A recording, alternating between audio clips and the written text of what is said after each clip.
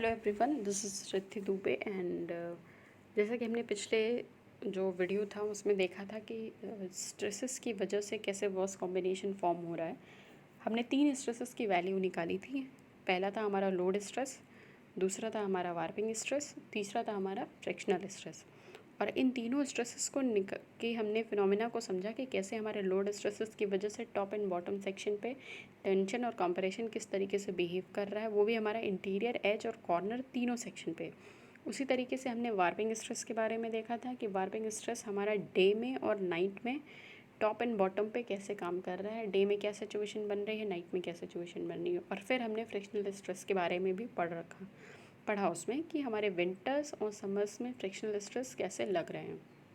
ठीक है, तो हमने ये तीनों स्ट्रेसेस के बारे में पढ़ा था। उसके बाद हमने वर्स कॉम्बिनेशन बनाया था। वर्स कॉम्बिनेशन को हमने कैसे बनाया, हमने जो टेबल बनाया था उसमें हमने इंटीरियर, एज और कॉर्नर का लोकेशन लिया, फिर उनके पोर्शन डिसाइड किए, टॉप एंड बॉटम। और उसके बाद हमने क्या किया था, टेंशन और कंप्रेशन को टेबल वाइज लोड, वार्पिंग और फ्रिक्शनल में उसको लिखा था। फिर हमारे जो तीनों टेंशन आ रहे हैं और तीनों कंप्रेशन आ रहे हैं उनको सिलेक्ट किया था और फिर हमने वर्स कॉम्बिनेशन को बनाया कि ये सिचुएशन हमारी वर्स कॉम्बिनेशन की बन सकती है। ठीक है, तो अभी हम लोग क्या करेंगे, उसी पर एक न्यूमेरिकल सॉल्व करेंगे, राइट। तो सबसे पहले एक क्वेश्चन है हमारा उसी बेसिस पे, और इसमें कई सारी चीज़ें क्लियर हो जाएंगी आपको। वर्स कॉम्बिनेशन तो आपको समझ आएगा ही, उसके अलावा जो इसके पहले हमने वेस्टरगार्ड को अलग से पढ़ रखा था और वार्पिंग स्ट्रेसेस को भी अलग से पढ़ रखा था, वो तीनों टॉपिक इस न्यूमेरिकल में कवर हो जाएगा। तो क्वेश्चन लेते हैं। क्वेश्चन है हमारा, a cement concrete slab 22 centimetre thick is constructed over a sub base having modulus of subgrade reaction 18 kg per centimeter cube, right? Spacing between transverse joint is 5.5 meter and longitudinal joint is it's 4.2 meter. It's 4.2 meter. Load is 4500 kg, right? Temperature difference is 20 degree centigrade. A is 15 centimeter. EC is 3 into 10 to the power 5 kg per centimeter square. Mu is 0.15. Alpha is 12 into 10 to the power minus 6 per degree centigrade. Coefficient of subgrade restraint यानी small f की value हमें दे रखी है 1.5। Question में हमसे बोल रहा है find out stresses due to load, temperature and their worse combination. सबसे पहले हम ये देखते हैं कि हमें क्वेश्चन में बेसिकली, अब मैं आपको अपनी लैंग्वेज में बताती हूँ कि क्वेश्चन में आपको क्या दिया है। आपको क्वेश्चन में दिया हुआ है स्लैब की थिकनेस, जिसको हम लोग स्मॉल h से डिनोट करते हैं। स्मॉल h जो है वो हमारा स्लैब थिकनेस है, और वो उसको हम लोग क्वेश्चन में दे रखा है small h is equal to 22 centimetre, right. First जो हमारा गिवन डेटा है 22 सेंटीमीटर स्मॉल h। फिर हमको दे रखा है कि modulus of subgrade reaction, modulus of subgrade reaction जो है जिसको हम लोग स्मॉल k से डिनोट करते हैं, k इज़ 18 kg पर सेंटीमीटर क्यूब दे रखा है हमको। उसके बाद हमें दे रखा है spacing between transverse joint is 5.5 metre. Transverse joint की स्पेसिंग को हमने एल एक्स जो था हमारा सफिक्स में था LX से रिप्रेजेंट करते हैं उसको, जो कि हमारा 5.5 मीटर दिया हुआ है। उसके बाद जो हमें फोर्थ डेटा दिया हुआ है लॉन्गिट्यूडनल जॉइंट इज़ 4.2, 4 यहाँ पे मिसप्रिंट है, तो लॉन्गिट्यूडनल जॉइंट इज़ 4.2 यानी कि LY हमको दे रखा है 4.2। लोड इज़ 4500 kg यानी कैपिटल P की वैल्यू हमको दे रखी है 4500 kg। Temperature difference small t की वैल्यू हमको क्वेश्चन में दे रखी है 20 डिग्री सेंटीग्रेड। स्मॉल a हमको पता है रेडियस ऑफ कॉन्टैक्ट एरिया होता है, जो कि हमें 15 सेंटीमीटर दे रखा है। EC जो है मॉडुलस ऑफ इलास्टिसिटी, क्वेश्चन में हमको 3 into 10 to the power 8 kg पर सेंटीमीटर स्क्वायर दे रखा है। Mu, alpha and small f 1.5, ये ऑलरेडी दे रखा है सारी वैल्यूज़।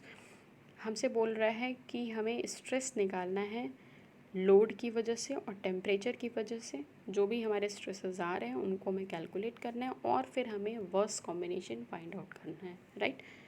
आई होप क्वेश्चन आपको समझ आ गया होगा कि इसमें क्या क्या आपसे पूछ रहा है। तो सबसे पहले हम लोग क्या करते हैं कि हमसे बोला है कि लोड की वजह से जो स्ट्रेस आ रहा है और टेम्परेचर की वजह से जो स्ट्रेस आ रहा है वो हमें फाइंड आउट करना है। तो सबसे पहले तो हमें ये समझना है कि इतने सारे हमने स्ट्रेसेस ऑलरेडी निकाल रखे हैं, और हम कैसे समझेंगे कि हमें कौन सा लोड और कौन सा टेम्परेचर की वजह से है। तो इसका लिए बहुत ही सिंपल है, जहाँ पर भी लोड के बारे में बोलेगा यानी कि उस एक्सप्रेशन में P का यूज़ ज़रूर होगा। जहाँ पे भी टेम्परेचर के बारे में बोलेगा स्मॉल t का, उसमें जो T का यूज़ है टेम्परेचर का वो ज़रूर होगा। तो हमने जो लोड स्ट्रेसेस पढ़े हैं वो हमने ऑलरेडी वेस्टरगार्ड मेथड से जो हम लोगों ने स्ट्रेस को फाइंड आउट किया था इंटीरियर एज और कॉर्नर सेक्शन पे, वो तीनों के तीनों जो हैं हमारे, उसमें हमने पी का यूज़ किया था उसके एक्सप्रेशंस में। तो वेस्टरगार्ड मेथड से जो हम लोग स्ट्रेसेस कैलकुलेट करते हैं वो ड्यू टू द लोड होता है, और जो हमने टेम्परेचर की वजह से निकाला था, वार्पिंग स्ट्रेसेस जो निकाले थे वो टेम्परेचर की वजह से हैं। ठीक है, अब हम लोग क्या करते हैं कि 1 बाय 1 लोड और टेम्परेचर की वजह से स्ट्रेसेस को फाइंड आउट करते हैं। तो स्ट्रेस को निकालने का फॉर्मूला जो है इंटीरियर सेक्शन के लिए 0.316 P/H², 4 log 10 L/B प्लस 1.069, ये फार्मूला हमें पता है, हमने ये फार्मूला लिख लिया। लेकिन हम ये देख रहे हैं कि यहाँ पर स्मॉल एल और स्मॉल बी, इसकी हमें ज़रूरत है, इसके बिना हम लोग न्यूमेरिकल को सॉल्व नहीं कर सकते हैं, राइट। तो सबसे पहले तो एल और बी क्या होता है। स्मॉल एल जो है हमारा रिलेटिव स्टिफनेस है, इसके बारे में हमने ऑलरेडी पढ़ रखा है, और स्मॉल बी जो है वो इक्विवेलेंट रेडियस है, इसके बारे में भी हमने पढ़ रखा है। तो सबसे पहले हमें जो स्ट्रेस की वैल्यू इंटीरियर सेक्शन पे निकालनी है वो एल और बी के बिना हम नहीं निकाल सकते। तो सबसे पहले हम लोग स्मॉल एल जो है हमारा रिलेटिव स्टिफनेस है उसकी वैल्यू को फाइंड आउट करते हैं। तो वो जो वैल्यू हम फाइंड आउट करेंगे स्मॉल एल की, उसका एक्सप्रेशन भी हमने ऑलरेडी पढ़ रखा है और मैंने उसका न्यूमेरिकल भी अपलोड किया हुआ है। In case if you have any doubt तो आप उस वीडियो को रेफ़र कर लीजिए। तो एल की जो वैल्यू है रिलेटिव स्टिफनेस, उसका फॉर्मूला है हमारे पास, वो एक्सप्रेशन है हमारा EH³/12 के 1 minus mu square and whole to the power 1/4, राइट। तो ई की जो वैल्यू है वो हमें क्वेश्चन में ऑलरेडी दे रखी है 3 × 10⁸, राइट। एच की वैल्यू स्लैब थिकनेस हमें 22 सेंटीमीटर दे रखी है, हमने इसका क्यूब कर दिया अपॉन 12 के मॉडुलस ऑफ सबग्रेड रिएक्शन हमें क्वेश्चन में 18 kg/cm³ दे रखा है, हमने 18 रख दिया। म्यू की वैल्यू 0.15 रख दी। सारे वैल्यूज़ को हमने इस एक्सप्रेशन में एल में रखा और हमारा यहाँ से रिलेटिव स्टिफनेस आ गया 62.96 सेंटीमीटर। ठीक है, ये रिलेटिव स्टिफनेस हमने यहाँ से फाइंड आउट कर लिया। अब हम क्या करते हैं, इक्विवेलेंट रेडियस निकालते हैं रेजिस्टिंग सेक्शन का। तो इक्विवेलेंट रेडियस को हम स्मॉल बी से डिनोट करते हैं, और इससे के पहले कि हम इक्विवेलेंट रेडियस को फाइंड आउट करें, हमारे पास एक कंडीशन है, उस कंडीशन को पहले हमें सेटिस्फाई कराना होता है, और उसी बेसिस पे हम लोग बी की वैल्यू को डिसाइड करते हैं, राइट। ये भी हमने पहले आप लोग को बता रखा है।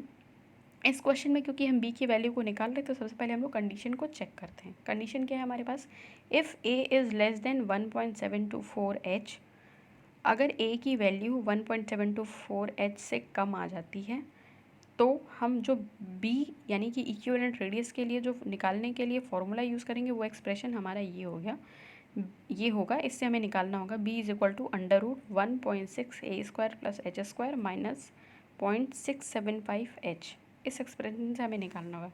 लेकिन अगर ये कंडीशन सेटिस्फाई नहीं होगी और a जो है वो 1.724 H से बड़ा हो जाएगा, तो हमें जो b की वैल्यू है वो a के बराबर ही रखनी होती है। ठीक है, इस चीज़ को हमें ध्यान रखना है। तो सबसे पहले हमने यहाँ पे कंडीशन को चेक किया। ए की जो वैल्यू है वो हमें क्वेश्चन में ऑलरेडी 15 सेंटीमीटर दे रखी है, तो हमने ए पता है, और एच की वैल्यू हमें 22 सेंटीमीटर दे रखी है। तो ये बहुत ही ईजिली यहाँ पे दिख रहा है कि ये जो मल्टीपल आएगा ये ज़्यादा आएगा और ए की वैल्यू है वो कम ही आएगी, क्योंकि ये 15 और ये 22 के मल्टीपल में है। तो ये वैल्यू हमारी, ये कंडीशन जो है वो सेटिस्फाई हो रही है, यानी कि बी के लिए हमें इसी एक्सप्रेशन का यूज़ करना होगा। तो हमने इस एक्सप्रेशन में ए की वैल्यू जो रेडियस ऑफ कॉन्टैक्ट एरिया है 15, हमने वो वैल्यू यहाँ पे रख ली। एच जो है स्लैब थिकनेस 22, हमने वो रख लिया, और ये वैल्यूज़ को रख के हमने बी की वैल्यू निकाल ली, और बी की वैल्यू आ गई हमारी 14.20 सेंटीमीटर। तो यहाँ से हमने बी की वैल्यू को फाइंड आउट कर लिया है। ठीक है, तो अब हमने एल और बी की वैल्यू को निकाल लिया। अब एल और बी की वैल्यू को कैलकुलेट करने के बाद हम क्या करते हैं, लोड स्ट्रेसेस निकालते हैं। तो लोड स्ट्रेसेस हमें 3 सेक्शन पे निकालना है, इंटीरियर, एज और कॉर्नर पे। ठीक है, तो इंटीरियर, एज और कॉर्नर पे निकालेंगे। तो सबसे पहले हम लोग क्या करते हैं, इंटीरियर का फॉर्मूला है हमारे पास 0.316 P/H² इन ब्रैकेट 4 log 10 L/B प्लस 1.069। ये फार्मूले में हम लोगों ने क्या किया, सबसे पहले जो हमारा P की वैल्यू है 4500 kg हमने वो पुट कर दिया, H = 22 रख दिया है, L की वैल्यू हमने यहाँ पे 62.96 निकाली, वो रख दी, और हमने B की जगह पे 14.20 रख दिया है, और फिर हमने यहाँ पर SI की वैल्यू कैलकुलेट कर दी और वो आ गए 10.69 kg/cm²। ये हमारी SI की वैल्यू आ गई। ठीक है, यानी इंटीरियर सेक्शन पे जो हमारा स्ट्रेस आ रहा है वो 10.69 kg/cm² आ रहा है। ठीक है, अब हमने क्या करना है कि एज पे निकालना है। एच पे निकालने के लिए हमने जो इक्वेशन यूज़ किया है वेस्टरगार्ड का ही इक्वेशन है एच पे निकालने के लिए। फॉर्मूला है 0.572 P upon H square in bracket 4 log 10 L by B plus 0.8359 plus 0.359 right. हमने क्या किया यहाँ पे पी जो है वही 4500 kg लेके चलना है। एल की वैल्यू हमने जो ऑलरेडी निकाल रखते हैं 62.96 और बी की जगह पे हमने 14.20 लिया, ठीक है। और एस की वैल्यू को कैलकुलेट किया तो ये वैल्यू आ गई हमारी 15.58 kg पर सेंटीमीटर स्क्वायर। तो ये हमारी स्ट्रेस की वैल्यू आ गई एच पे। तो हमने इंटीरियर सेक्शन पे वैल्यू निकाल दी, एच सेक्शन पे निकाल ली। अब हम क्या करेंगे, कॉर्नर सेक्शन पे निकालेंगे वैल्यू को। तो कॉर्नर के लिए फॉर्मूला है हमारे पास 3p upon H square in bracket 1 minus a√2 by L two the power 0.6। ये हमने वेस्टरगार्ड से निकाला है, तो ये हमने इस इक्वेशन का यूज़ किया है। इसी तरीके से आईआरसी मेथड से भी निकालते हैं, लेकिन क्योंकि लोड की वजह से जो स्टैंडर्ड मेथड है हमारा वेस्टरगार्ड है, तो हम लोगों ने उसी का यूज़ करके स्ट्रेसेस की वैल्यूज़ को निकाला है। तो पी की जगह पे हमने 4500 kg रख दिया और एच की जगह पे हमने 22 रख दिया। ए 15 है हमारा, एल की वैल्यू 62.96 है। हमने ये सारी वैल्यूज़ और पावर में हमारा 0.6 है, ठीक है। ये वैल्यूज़ हमने निकाली, ये वैल्यूज़ आ गए 13.28 kg पर सेंटीमीटर स्क्वायर। तीनों सेक्शंस पे हमने वैल्यूज़ को कैलकुलेट किया है, इंटीरियर, एच एंड कॉर्नर पे। सारी वैल्यूज़ हमारी आ गई। लोड की वजह से, यानी लोड की वजह से जो स्ट्रेसेस जनरेट हो रहे हैं वो हमने निकाल लिया है। अब हमें क्या करना है, जो टेम्परेचर की वजह से स्ट्रेसेस डेवलप हो रहे हैं वो हमें वैल्यूज़ को अब निकालना है, ठीक है। तो इस जो हमारा टेम्परेचर की वजह से स्ट्रेस आ रहा है वो आ रहा है हमारा वार्पिंग स्ट्रेस। वार्पिंग स्ट्रेस में हम लोगों ने टेम्परेचर डिफरेंस के बारे में पढ़ा है और टेम्परेचर के इफेक्ट के बारे में पढ़ा है। तो वार्पिंग स्ट्रेस में भी जब हमें वैल्यूज़ को निकालनी होती है तो हम इंटीरियर, एज और कॉर्नर तीनों सेक्शंस को लेते हैं, ठीक है। तो हमने जो फार्मूला ऑलरेडी पढ़ रखा है वार्पिंग स्ट्रेसेस के बारे में, और उसमें कैसे कैसे किस किस जोन में डे में और नाइट कंडीशन में कैसे कैसे स्ट्रेसेस डेवलप होते हैं, ये हमने प्रीवियस वीडियो में पढ़ा है। अब जो हमने इस यहाँ पर इक्वेशन यूज़ किया है वार्पिंग स्ट्रेसेस के लिए, STI से डिनोट करते हैं stress at interior section, right. Formula है E∝T/2 in bracket CX plus mu CY upon 1 minus mu square. तो ये फॉर्मूला है। अब इसमें हमें दो वैल्यूज़ को फाइंड आउट करना पड़ेगा। पहली वैल्यू है हमारी CX और दूसरी वैल्यू है CY। बाकी सारी वैल्यूज़ हमें क्वेश्चन में दे रखी है। अब CX और CY की वैल्यू को कैलकुलेट करते हैं सबसे पहले। तो CX जो है वो एक कोएफिशिएंट है, और इसका जो हम वैल्यू निकालते हैं वो वैल्यू हम लोग निकालते हैं किस आधार पे, LX/L का रेशियो लेते हैं। और इसी तरीके से CY जो कोएफिशिएंट है उसका हम लोग वैल्यू जो है वो LY/L के बेसिस पे लेते हैं, ठीक है। तो LX जो है वो हमारा जो ट्रांसवर्स जॉइंट है, वो ट्रांसवर्स जॉइंट के बीच का स्पेसिंग है। LY जो है वो हमारा लॉन्गिट्यूडनल जॉइंट है और लॉन्गिट्यूडनल जॉइंट के बीच की स्पेसिंग है, राइट। तो LX की वैल्यू जो है वो क्वेश्चन में हमें 5.5 मीटर में दे रखी है, और जो L हमने रिलेटिव स्टिफनेस निकाला है वो हमने 62.96 सेंटीमीटर में निकाला है, ठीक है। तो हमें यहाँ पर 5.5 को 100 से मल्टीप्लाई कर लिया और इसको सेंटीमीटर में कन्वर्ट कर लिया, तो हमारा LX/L का रेशियो आ गया 8.82। ये CX की वैल्यू को रिप्रेजेंट नहीं करता है। इसका मतलब LX/L की वैल्यू अगर 8.82 आ गई, इसका मतलब ये नहीं कि CX की वैल्यू 8.82 है। हमारे पास एक स्टैंडर्ड चार्ट है। सबसे पहले हम लोग CX और CY की वैल्यू को पहले फाइंड आउट कर लेते हैं, फिर हम देखते हैं कि उसकी वैल्यू उसको कैसे निकालना है। तो जो हमारा CY निकालने के लिए हम लोग जिसका यूज़ करते हैं वो LY/L का रेशियो यूज़ करते हैं, और LY जो है हमारा लॉन्गिट्यूडनल जॉइंट के बीच की स्पेसिंग है, जो कि क्वेश्चन में 4.2 दे रखा है। और जो हमारा L रिलेटिव स्टिफनेस है वो हमने रिलेटिव स्टिफनेस 62.96 ऑलरेडी निकाला हुआ है। तो यहाँ से हमने जो वैल्यू निकाली वो 6.73 आ गई, और जो हमारा LX/L आया है वो हमारा 8.82 आया है। अब हम लोग क्या करते हैं, ये हमारा जो रेशियो आया है LX/L और LY/L, ये CX और CY की वैल्यू नहीं है। ये चीज़ हमें ध्यान रखनी है। जो हमारे पास स्टैंडर्ड चार्ट होता है, वो चार्ट बुक में भी आप देखोगे तो मिल जाएगा, और इसके पहले वीडियो में भी मैंने उसको शेयर किया था। उस चार्ट में क्या होता है, हमारा एक्स एक्सेस है और एक तरफ वाई एक्सेस है। एक्स एक्सेस पे LX/L और LY/L की वैल्यू दे रखी है, और वाई एक्सेस पे CX और CY की वैल्यू दे रखी है। वैल्यूज़ ऐसे दी होंगी, दो दो के इंटरवल पे दिया है। जैसे LX/L यानी एक्स एक्सेस पे 2, 4, 6, 8, 10, 12 ऐसे डिवीजन है, और जो वाई एक्सेस है हमारा, जिसमें सी एक्स बाई सी वाई की वैल्यू, सी एक्स और सी वाई की वैल्यू को कंपेयर करके निकालते हैं, उसमें जो हमारा डिफरेंस है ऐसे दे रखा है कि 0.2, 0.4, 0.6, 0.8, 1.2 इस तरीके से दे रखा है। ठीक है, तो ये जो वैल्यू होगी हम क्या करेंगे, एल एक्स बाई एल, तो हम एक्स एक्सेस पे सबसे पहले एल एक्स बाई एल की जो वैल्यू 8.82 आई है पहले उसको स्पॉट करेंगे कि ये हमारी 8.82 है। और जो ग्राफ बना हुआ है तो हम उससे सीधी रेखा ऊपर की तरफ खींचेंगे, जहाँ पर वो लाइन जो है उसको कट कर लेगा, कट करेगा तो वो हमारी एक अप्रॉक्सीमेट वैल्यू मिल जाएगी। तो जब हम इस 8.82 को आइडेंटिफाई करेंगे एक्स एक्सेस पे, और उस ग्राफ जो हमारा ऑलरेडी स्टैंडर्ड ग्राफ है, तो जो हमारा 8.82 से हम एक स्ट्रेट लाइन सीधे ऊपर की तरफ खींचेंगे, और ऊपर की तरफ जब हम खींचेंगे उसको एक्सटेंड करेंगे तो वो जाके ग्राफ को जिस भी पॉइंट पे कट करेगा उससे हम लोग सीधे वाई एक्सेस पे एक अप्रॉक्सीमेट वैल्यू, कभी भी हमको बहुत एक्यूरेट वैल्यू नहीं मिलेगी बट एक अप्रॉक्सीमेट वैल्यू हमको मिल जाएगी। ठीक है, ये इतना शॉर्ट स्पेन का होता है, 0.2 का डिफरेंस है कि अगर आप इस वैल्यू को, हमने जैसे यहाँ पे सी एक्स की वैल्यू को हमने 8.82 को एक्स एक्सेस पे देखा, हमने एक खड़ी लाइन ऊपर की तरफ खींची, और उसके बाद जहाँ पे ग्राफ को कट गया हमने वाई डायरेक्शन, वाई एक्सेस पे देखा कि वो वैल्यूज़ जो हैं वो कितने से कितने रेंज के बीच में आ रही है, और हमने एक अप्रॉक्सीमेशन से 1.05 वैल्यू ले ली है।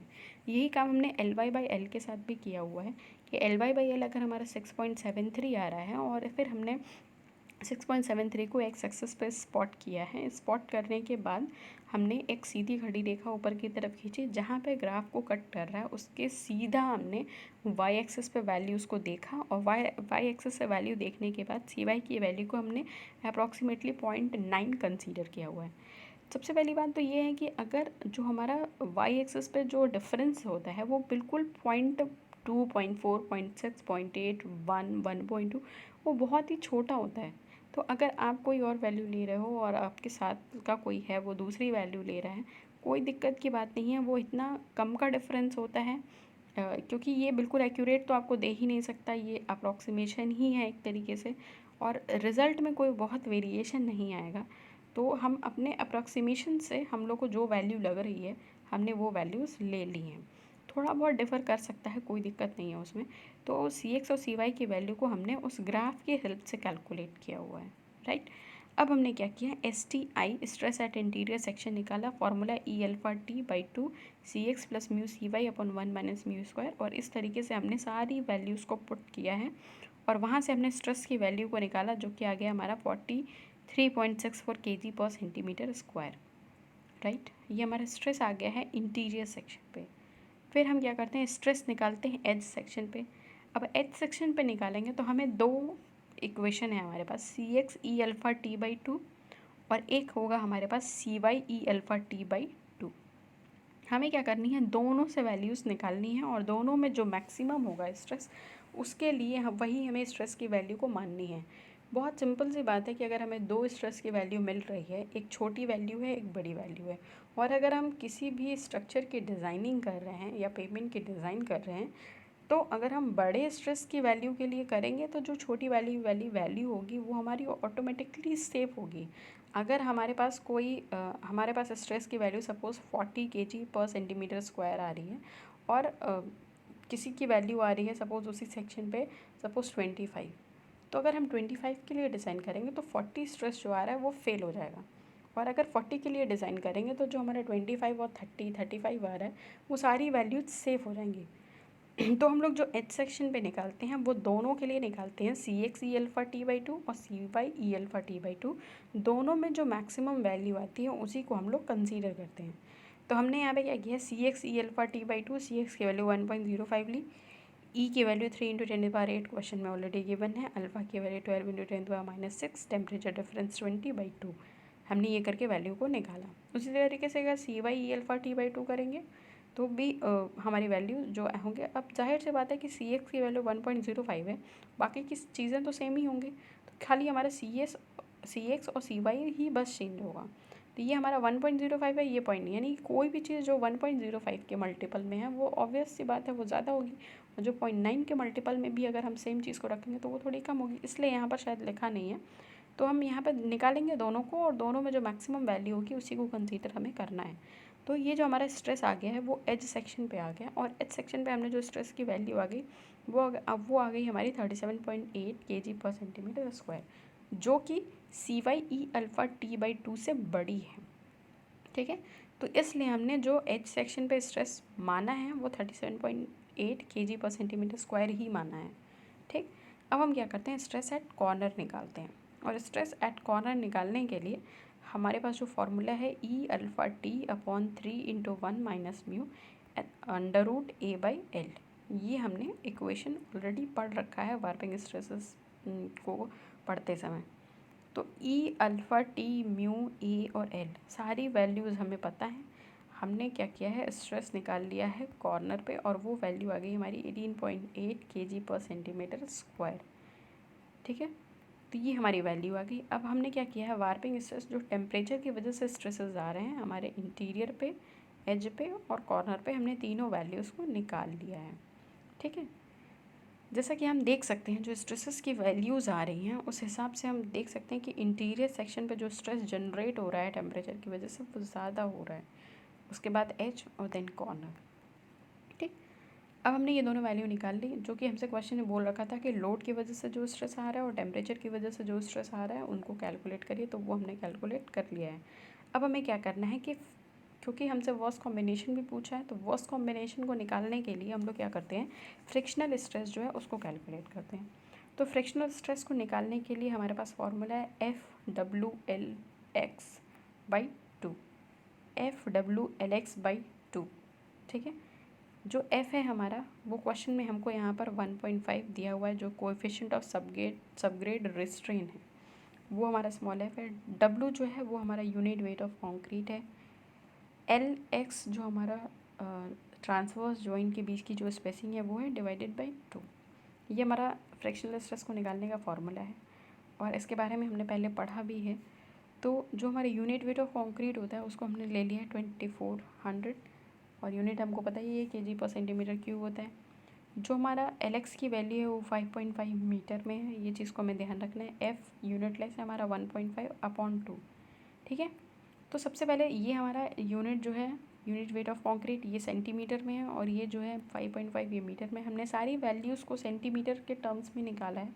तो हमने यहाँ पे क्या किया है, यहाँ पर हमने पहले इसको चेंज किया है। तो क्योंकि ये हमारा kg/cm³ है और ये जो है हमारा मीटर है, तो सबसे पहले हमने इसको 5.5 को हमने सेंटीमीटर में चेंज किया, और ये हमारा यहाँ पे जो है वो इसको हम सेंटीमीटर में चेंज करेंगे। हमने नीचे यहाँ पर सेंटीमीटर² बचेगा, एक यहाँ से एक यूनिट से 1 सेंटीमीटर से 1 सेंटीमीटर ये हमारा ये कट जाएगा, सेंटीमीटर² बचेगा, और उसको हमने यहाँ पर कन्वर्ट करके 10⁴ से यहाँ पर 2 में डिनोमिनेटर में मल्टीप्लाई कर लिया है। और ये जो हमारी SF की वैल्यू आ गई है वो 0.99 kg/cm² आ गई है। ठीक है, तो हमने जो फ्रिक्शनल स्ट्रेस निकाला वो 0.99 kg/cm²। ठीक, तो हमने तीनों स्ट्रेसेस की वैल्यू को निकाल लिया। अब हम क्या करते हैं, वर्स कॉम्बिनेशन निकालते हैं। तो वर्स कॉम्बिनेशन अगर हम निकालेंगे, और वर्स कॉम्बिनेशन निकालने के लिए हमने 3 सेक्शंस पढ़े थे, इंटीरियर, एज और कॉर्नर में जो टेंशन का जोन था वहाँ पर हमने वर्स कॉम्बिनेशन को फॉर्म किया था। तो वर्स कॉम्बिनेशन अब हमने क्योंकि सारी वैल्यूज़ को निकाल ली है, तो सारी वैल्यूज़ को निकालेंगे, और वो वर्स कॉम्बिनेशन का टेबल है उसको आप अपने साथ रखिएगा ताकि आपको बिल्कुल इसको निकालने में आसानी रहेगी। तो जो हम इंटीरियर सेक्शन पे पहले निकालते हैं वर्स कॉम्बिनेशन, तो हमारा जो टोटल स्ट्रेस आ रहा है, तो हमने देखा था कि विंटर्स के टाइम में जो हमारा दिन होता है, दिन के बॉटम सेक्शन में हमारा जो है वर्स कॉम्बिनेशन फॉर्म होता है इंटीरियर सेक्शन पे। तो हमने क्या किया है, यहाँ से SF की वैल्यू ली।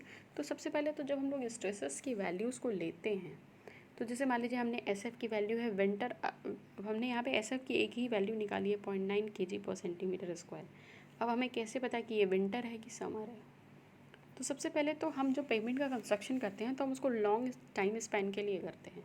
तो ऐसा तो है नहीं कि विंटर्स के टाइम में अलग स्ट्रेस है और उसके टाइम में अलग स्ट्रेस है, तो हम अलग अलग रोड को कंस्ट्रक्ट करेंगे कि एक सीज़न में हम ये यूज़ करेंगे और दूसरे सीजन, ऐसा तो होता नहीं है। हमें अगर लॉन्ग टाइम के लिए अगर हम यूज़ कर रहे हैं, रोड को कंस्ट्रक्ट कर रहे हैं, तो हम लोग जो ग्रेटर वैल्यू होती है स्ट्रेसेस की वही वैल्यूज़ लेके डिज़ाइन ही करते हैं। तो हमें जो वैल्यूज़ यहाँ पे रखनी है वो विंटर हो या समर, हमें यही वैल्यूज़ को रखनी है, ठीक है। उसी तरीके से ये जो हमारा डे नाइट बॉटम टॉप भी है, ये भी हमने जो स्ट्रेसेस निकाले हैं वो मैक्सिमम के लिए ही डिज़ाइन कर रहे होते हैं, ठीक है। तो उस तरीके से हमने वैल्यूज़ को रखना है यहाँ पे। तो हमको पता है कि विंटर के डे में बॉटम सेक्शन पे हमारा एक वर्स्ट कंडीशन फॉर्म होता है। तो हमने जितनी भी इंटीरियर की वैल्यू थी, जैसे कि अगर हमने जो लोड पे निकाला था, सबसे पहले हमने यहाँ पे लोड पे निकाल रखा है, जो वैल्यू आई है हमारी 10.69 आई है इंटीरियर सेक्शन पे, हमने इसको ले लिया। उसके बाद से वार्पिंग स्ट्रेसेस की वजह से ये जो हमारा इंटीरियर सेक्शन पे आया 43.64, हमने इसको ले लिया। और ये जो फ्रिक्शनल स्ट्रेस हमारा 0.99 है, हमने इसको ले लिया। इंटीरियर सेक्शन पे जितने हमारे आ रहे हैं, तो इंटीरियर सेक्शन के तीनों को लेके हमने ऐड कर दिया और हमारा जो टोटल स्ट्रेस आ गया, पहला जो इंटीरियर सेक्शन पे वर्स्ट कॉम्बिनेशन फॉर्म हो रहा है, वो उसका जो हमारा स्ट्रेस टोटल आ गया, वो हमारा आ गया 55.82 kg पर सेंटीमीटर स्क्वायर, ठीक है। तो हमने ये जो वैल्यूज़ हैं इंटीरियर सेक्शन के लिए रख ली। अब हमें क्या करना है, एज सेक्शन पे और कॉर्नर सेक्शन पे लेना है। तो एज सेक्शन पे भी हमने क्या किया, स्ट्रेस की वैल्यू को लिया। हमें पता है कि विंटर्स के टाइम में जो हमारा डे होता है, डे में बॉटम पे हमारे जो स्ट्रेसेस आते हैं, वो हमारे टोटल स्ट्रेस होगा और वो वर्स्ट कॉम्बिनेशन फॉर्म करेगा। तो हमने इसी तरीके से क्या किया है, एज वाले का वैल्यू लिया। एज वाले का हमने वैल्यू क्या है 15.58, लोड की वजह से, टेम्परेचर की वजह से हमारी जो वैल्यू आ रही है 37.8 आ रही है, और फ्रिक्शनल की वजह से 0.99 आ रही है।